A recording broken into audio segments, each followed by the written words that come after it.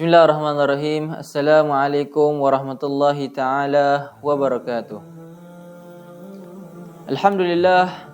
Alhamdulillahilladzi a'zama ala ibadihil minnah lima dafa'a anhum kaida syaitani wa fannah wa radda amlahu wa khayyaba dhannah idh ja'ala as-sawmu husnan li awliyaihi wa junnah wa futiha lahum bihi abwabul jannah. Wassalatu wassalam ala sayyidina Muhammad qaidul khalqi wa mumahhidis sunnah wa ala alihi wa ashabihi dhawil qulubil mutmainnah. Subhanaka la ilma lana illa ma 'allamtana innaka antal alimul hakim. Rabbi shrah li sadri wa yassir li amri wahlul 'uqdatam min lisani yafqahu qawli bijahin nabi wa alihi amma ba'd. Segala puji bagi Allah Subhanahu wa taala yang telah menjadikan bulan Ramadan dilipat gandakan amal seseorang hamba. Salawat serta salam kita aturkan kepada Nabi besar Nabi Muhammad sallallahu alaihi wasallam. Nabi yang pernah berkata, "Man shama ramadhana imanan wa ihtisaban, ghufira lahu ma taqaddama min dhanbih." Di dalam wasiat ke-6 juga, Al-Imam Abdullah bin Alawi Al-Haddad berwasiat kepada kita agar kita berpuasa di bulan Ramadan.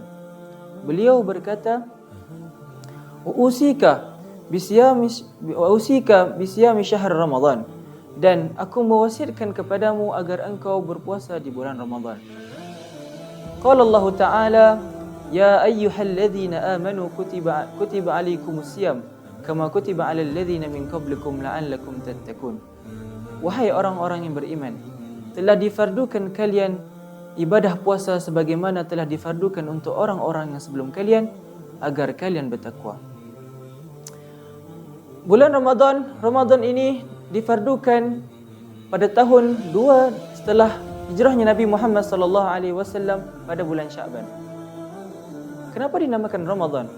Sebagian ulama mengatakan ketika orang-orang Arab menentukan bulan-bulan Islam, mereka melihat di bulan Ramadan ini matahari sangatlah panas, maka mereka pun menamakan dengan Ramadan yang diambil dari kata ar-ramdha, iaitu sangat panas.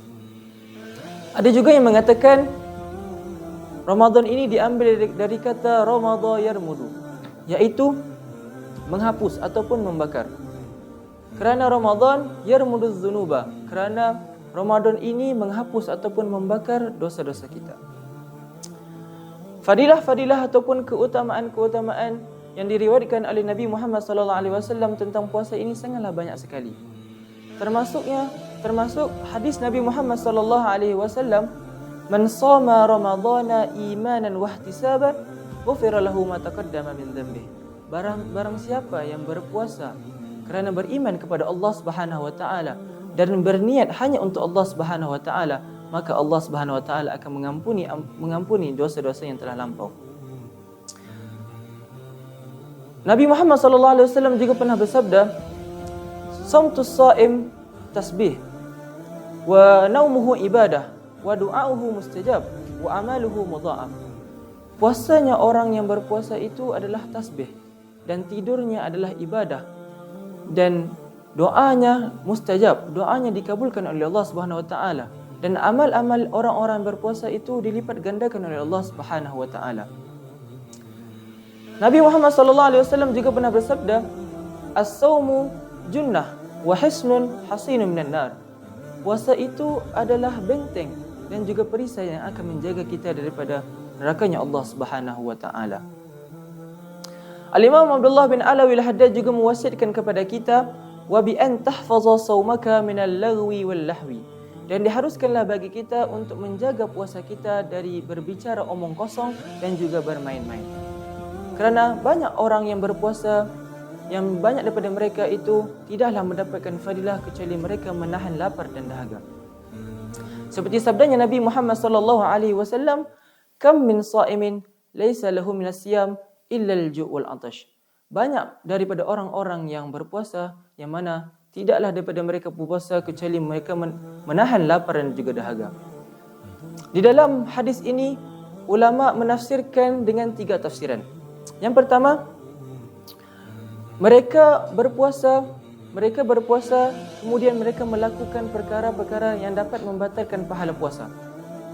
Seperti sabda Nabi Muhammad sallallahu alaihi wasallam, "Khamsun yufattirna as-sha'im. Al-ghibah wan namimah wal kadhib wal yamin al-fajirah wan nadhar bi syahwah." 5 perkara yang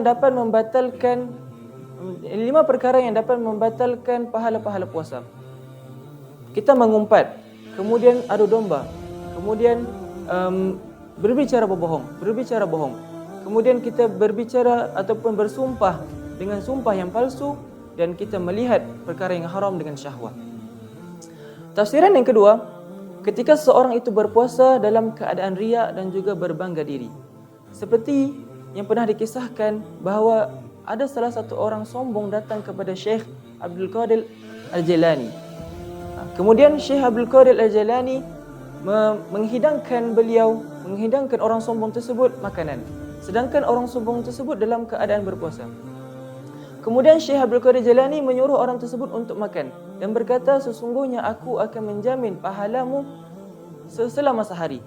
Kemudian orang itu menolak. Kemudian Syekh Abdul Qadir Al-Jilani berkata lagi, "Makanlah, aku akan menjamin pahalamu selama sebulan." Orang itu lantas masih menolak. Kemudian Syekh Abdul Qadir Jilani berkata lagi, "Makanlah, aku akan menjamin pahalamu selama 1 tahun." Orang itu masih menolak. Kemudian Syekh Abdul Qadir Jilani berkata, "Tinggalkanlah orang ini, sesungguhnya dia telah jatuh daripada pandangannya Allah Subhanahu Wa Taala." Selang berapa hari orang sombong tersebut masuk ke dalam agama Nasrani dan mati dalam keadaan kafir. Tafsiran yang ketiga, seseorang itu berpuasa, kemudian mereka berbuka puasa dengan makanan yang haram. Kerana syaitan itu melihat orang-orang yang berbuka puasa, apakah mereka makan daripada makanan yang haram atau mereka makan daripada makanan yang halal. Ketika mereka makan daripada makanan yang haram, maka syaitan pun akan berkata, "Da'uhu fa innahu yutibu nafsah." Tinggalkanlah dia. Sesungguhnya dia telah mencapekkan dirinya sendiri. Al-Imam Abdullah bin Alawi Al-Haddad juga telah mewasiatkan kepada kita dengan berkata, "Usika bisiyami salasati ayyam min kulli syahr." Dan aku berwasiat kepadamu agar engkau berpuasa 3 hari di setiap bulan.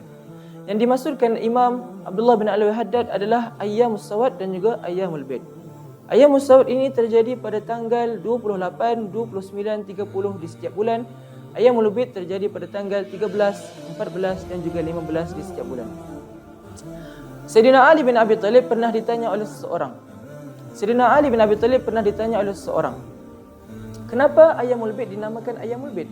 Kemudian Sayyidina Ali berkata, ketika Allah Subhanahu Wa Taala menurunkan Nabi Adam ke bumi, maka berubahlah kulit Nabi Adam menjadi hitam. Maka malaikat Jibril pun turun ke bumi dan menyuruh Nabi Adam untuk berpuasa ayyamul bid. Ketika Nabi Adam berpuasa ayyamul bid pada hari pertama, berubahlah 1/3 kulit Nabi Adam menjadi putih. Ketika hari kedua, berubahlah 2/3 dari kulit Nabi Adam menjadi putih, dan ketika hari ketiga berubahlah semua kulit Nabi Adam menjadi putih.